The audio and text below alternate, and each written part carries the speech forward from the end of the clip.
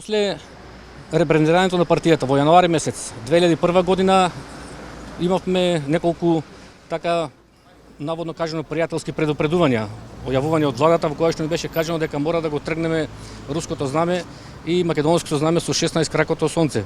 Од наша страна децизно беше кажано дека за тоа нема никаква законска основа, бидејќи користење знаме на странска држава во партиски простори не е забрането со ниеден закон, а исто така и со ниеден закон не е забрането користење на македонското знаме со 16 кракото сонце. И ние во тој момент верувавме дека работата е завршена, ги убедивме јавувачите дека тоа нема законска основа, меѓутоа непријатно бевме изненадени пред извесно време кога од страна на владиното предпријатие за стамбени деловен простор ни беше пратен допис во кој што се кажува дека денеска 3 септември во 10 часот со асистенција на полицијата ќе има тргнување на руското знаме и 16 кракото знаме македонско и наши иселување од овие простории. При тоа заедно со овој допис од јавното предпријатие беше доставен наводен имотен лист кој што дава сомнеж дека е фалсификуван, и тоа од следниве причини. Како што може да видите, овој имотен лист се однесува на улица Даме Груев, зграда број 1. Меѓутоа, како што може да видите, ова е Даме Груев, зграда број 10. Исто така, значи во централниот регистар партијата е регистрирана со адреса Даме Груев број 10 и знаете во централниот регистар за да се регистрира одреден правен субјект треба да има валидни докази. Ние направивме една проверка од наша страна и видовме дека зградата број 1 е зградата Карши собрание. Сега интересно што таа зграда исто така е на поранешно центро, а и оваа зграда е на поранешно центро, меѓутоа очигледно овие со овој фалсификуван имотен лист сакаат со еден лист да земат две згради. Значи овој упис што е направен од страна на јавното предпријатие за стамбени деловен простор е незаконски, како што кажав се работи за сосема друга зграда, а што најпоинтересно внимавајте, основот за упис на оваа зграда е договор од 5 месец 2006 година.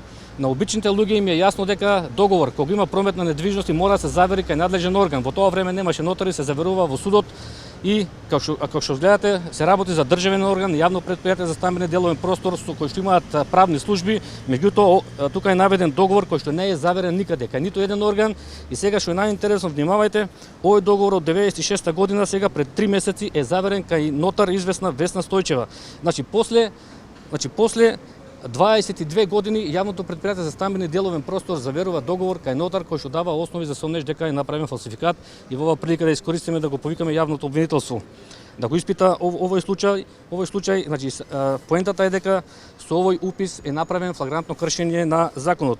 Инаку што се однесува за нашиот валиден основ за престој во оваа зграда е на центро, на поранешно АД центро, кој што во стечајната постапка која што се води преку 20 години го врати имотот во стечајната постапка и како што може да видите тука на огласот од 2006 година. Значи пред 12 години ние како единствена Македонија, поранешно Народно движење за Македонија, конкуриравме на овој оглас и ги земавме нашите простори што ги користиме сега тука. Значи фактички ние сме тука повеќе од 12 години. Така да за овој фалсификат значи ние ќе ги известиме и соодветните надлежни органи, меѓутоа во оваа прилика сакам да кажам дека ја повикуваме власта да престане со овие ефтини манипулативни трикови, со овие закани. Нас не е јасно која е причината, бидејќи сега за неколку дена најавуваме ќе почне нашата кампања. Македонија бојкотира, не цела Македонија, во која што знаете единствена Македонија е во кризниот штаб со 28 организации за бојкот на референдумот. Владата не може да не спречи бидејќи референдумот ќе успее. Македонскиот народ масовно ќе го бојкотира овој референдум, а од друга страна од аспект на нашата партија ги повикуваме да се вразумат, не е добро од позиција на власт да прават вакви притисоци, бидејќи да претпоставиме што ќе се случи, ние како единствена Македонија, како нова легална власт која доаѓа, што треба да направиме тогаш од позиција на власт? Дали тогаш треба да одиме горе на Бикачка и да го запалиме седиштето на Социјалдемократскиот сојуз од позиција на власт? Меѓутоа не е тоа смислата на политичките делување, затоа ги повикуваме да се вразумат, да престанат со овие ситни политикански закони. Ние нашиот имот тука, нашето седиште ќе го браниме со сите средства, бидејќи законот е на наша страна. Така да ве гледате, најавија во 10 сатот ги нема да дојдат, ние ги чекаме тука. Меѓутоа бидејќи овој допис до новинарите ние го пуштиме уште синоќа, најверојатно во владата веќе го разгледале. Веруваме дека ќе се вразумат, така да веруваме дека ќе престанат сите овие притисоци, а од друга страна ако престанат ние веднаш денеска ќе поднесеме и тужба за нарушено владење.